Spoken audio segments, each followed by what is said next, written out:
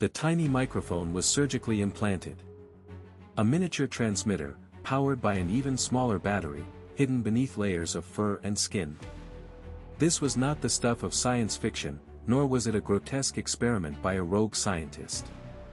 This was Project Acoustic Kitty, a genuine, top-secret initiative by the United States Central Intelligence Agency. For decades, the image of the CIA was meticulously crafted, a bastion of technological prowess, staffed by brilliant minds wielding cutting-edge equipment, peering into the darkest corners of enemy territory. Hollywood amplified this narrative, assuring the American public of its security and projecting an aura of invincibility to its adversaries. But beneath this polished veneer, a far stranger, darker, and often comically inept reality festered. A reality now laid bare by newly declassified documents, revealing not just triumphs of espionage, but a litany of breathtaking gaffes and morally reprehensible missteps. These documents, pried loose through the Freedom of Information Act by researchers like Jeffrey Richelson, paint a picture starkly different from the heroic narrative. Alongside the groundbreaking U-2 and A-12 spy planes, they detail the profoundly disturbing Artichoke and MKULTRA programs. Programs that sanctioned the administration of potent mind-altering drugs, most notably LSD, to unwitting subjects, including American citizens and even Pentagon employees. The goal? To shatter minds, to extract secrets, to perfect the art of chemical interrogation. What horrors transpired within those clandestine rooms? What lasting damage was inflicted on those human guinea pigs? The consequences were devastating.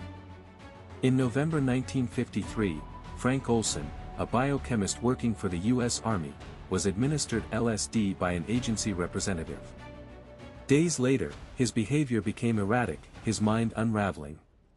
He was placed under psychiatric care. Then, a week after the drug had been given, Olson plunged from a 10th-story window of a New York hotel, his death ruled a suicide. The agency's internal memos offer a chillingly terse explanation, a stark admission of culpability without true accountability. The CIA's LSD supply was impounded immediately. But what of the others?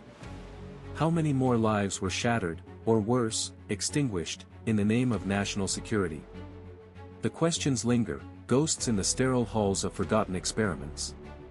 And then, there was the cat. A common house cat, chosen not for its cunning, but for its unassuming nature and mobility.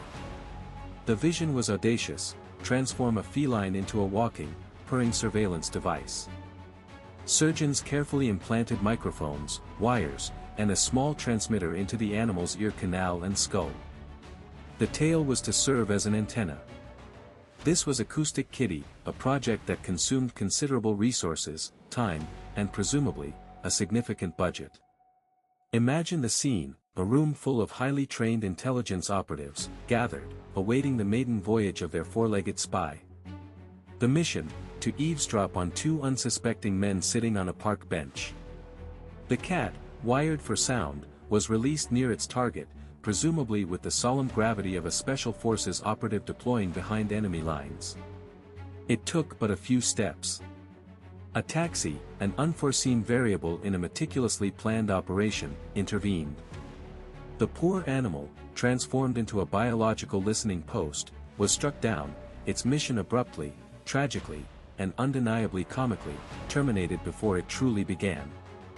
A $500,000 experiment, literally run over by a cab. The CIA's internal review of Acoustic Kitty was predictably blunt.